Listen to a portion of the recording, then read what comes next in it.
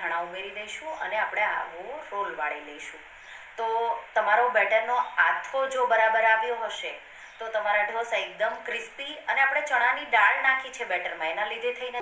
તો એના માટે એક બાઉલમાં આપણે 3 કપ ચોખા, કોઈ પણ વેરાયટીના 3 કપ ચોખા લઈ શકો છો. ખીચડિયા ચોખા પણ લઈ શકો છો. તો બાઉલને સાઈડમાં મૂકી બીજું એક બાઉલ લઈ લઈશું. એમાં 1 કપ અડદની દાળ, 2 ટેબલ સ્પૂન કે 2 મુઠ્ઠી જેટલી ચણાની દાળ. તો ચણાની દાળથી ઢોસાનો કલર છે એ બહારથી એકદમ બ્રાઉન જેવો અને એકદમ પરફેક્ટ જેવો ગોલ્ડન બહાર મળે એવો કલર આવશે, એટલા માટે એ ઉમેરવાની. 1 ટીસ્પૂન મેથીના દાણા, તો એનાથી સ્વાદ અને આથો પણ સારો એવો આવે છે. અને 1 કપ આપણે પૌવા, રેગ્યુલર જે બટેટા પૌવાના પૌવા હોય એ લેશું. પૌવા આપણે જ્યારે બેટર પીસીએ એના પહેલાં 10 મિનિટ જેવા પલાળી અને વાપરીશું. તો અત્યારે પૌવાને સાઈડમાં મૂકી દઈશ. દાળ અને ચોખાને બેયને એકદમ સારી રીતે ધોઈ ઉપર સુધી આ રીતે પાણી ભરી 5 થી 6 કલાક માટે કે પૂરી રાત માટે એને પલાળી દઈશું. તો હવે દાળ અને ચોખા સારી રીતે પલળી ગયા છે. આપણે દાળમાંથી પાણી નિતારી દઈશું અને એ જ રીતે ચોખામાંથી પણ પાણી નિતારી દઈશું. થોડી પાણી છે એ હું રહેવા દઈશ, અને તમારે દાળ અને ચોખાને એકવાર પાણીથી, ફ્રેશ પાણીથી ધોવા હોય તો ધોઈ પણ શકો છો. હવે આપણે એક બાઉલ લેશું. એમાં 1 કપ પૌવા જે આપણે સાઈડમાં રાખ્યા હતા એને ધોઈ લઈશું 2 થી 3 પાણીથી, અને આ રીતે થોડું પાણી ભરી અને 10 મિનિટ જેવું સાઈડમાં મૂકીશું. દાળના મિશ્રણમાંથી મેં પાણી કાઢી લીધું છે. મિક્સર જારમાં દાળનું મિશ્રણ બધું ટ્રાન્સફર કરી દઈશું અને થોડું પાણી ઉમેરી અમારે ધ્યાન રાખવાનું છે એકદમ સ્મૂથ બેટર હોવું જરૂરી છે.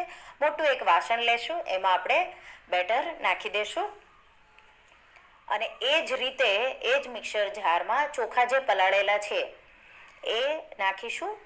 તો ચોખામાં પણ પાણી જરૂર લાગે એટલું જ નાખવાનું, બહુ વધારે પણ નહીં, બહુ ઓછું પણ નહીં.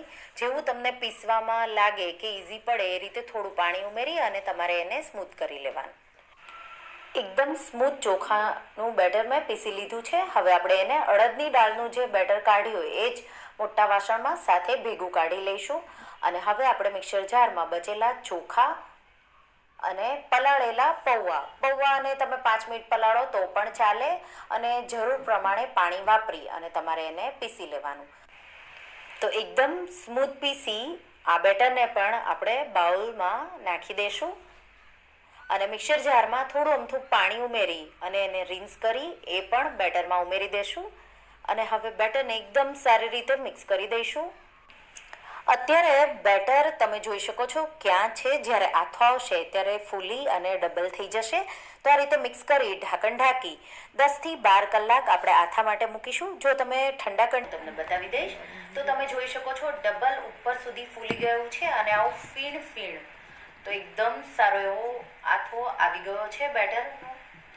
તો જેટલું તમને બેટર જોવે એટલું બેટર તમારે એક બાઉલમાં કાઢી લેવાનું. બીજું બેટર તમે 1 વીક સુધી રેફ્રિજરેટરમાં કોઈ ડબ્બામાં ભરી સ્ટોર કરી શકો છો, અને જ્યારે તમારે ઢોસા ખાવા હોય ત્યારે માત્ર મીઠું નાખવાનું અને તમારા ઢોસા તૈયાર. તો બેટર મેં લઈ લીધું છે એક બાઉલમાં, એમાં 1 ટીસ્પૂન મીઠું ઉમેરી દઈશું અને બેટરને એકદમ સારી રીતે મિક્સ કરીશું. તો અહીંયા મેં બિલકુલ પાણી નથી ઉમેર્યું, જે પહેલાં આપણે પીસ્યું વાપર્યું એ જ પાણી છે. અને તમે જોઈ શકો છો બેટર કેવું છે. બેટર આપણું આવું હોવું જોઈએ. ઢોસાનો તવો ગરમ કરીશું, હલકો ગરમ થાય એટલે 1 ડોયા જેટલું બેટર નાખીશું અને ઢોસો આ રીતે અંદરથી બહાર આ રીતે ફેલાવી દઈશું. તો અહીંયા મેં જે ઢોસાનો તવો વાપર્યો છે એ મેં 3 વર્ષ પહેલાંનો લીધેલો છે અને આ એકદમ મોટો તવો છે. તો 1 થી 2 ઢોસાથી જે લોકો ખાતા હોય થઈ જાય અને ઇઝીલી તમારા ઢોસા પણ બની જાય છે.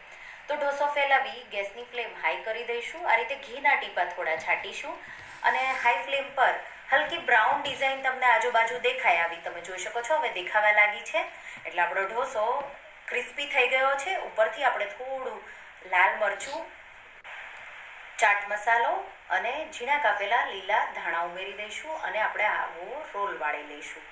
તો તમારો બેટરનો આથો જો બરાબર આવ્યો હશે તો તમારા ઢોસા એકદમ ક્રિસ્પી, અને આપણે ચણાની દાળ નાખી છે બેટરમાં એના લીધે થઈને તમે જોઈ શકો છો કલર પર ઢોસાનો એકદમ સારો એવો આવ્યો છે. ઢોસાનો તવો થોડો આ મોટો છે એટલે મારે એને થોડી સાઈડ, બધી સાઈડ ફેરવી અને એકદમ એક સરખી ડિઝાઇન આવે એ મારે થોડું એને ફેરવી અને થવા દેવું પડે છે. તમે ગમે તે તમારો નોનસ્ટિકનો તવો હોય એના પર આ ઢોસા બનાવી શકો છો. તો આ રીતે મેં બીજો પણ ઢોસો બનાવી લીધો છે. તો તો આ બેટરથી તમે ઢોસા બનાવશો તો તમારા ઢોસા છે એકદમ બહાર જેવા ક્રિસ્પી અને એનો કલર પણ એકદમ બહાર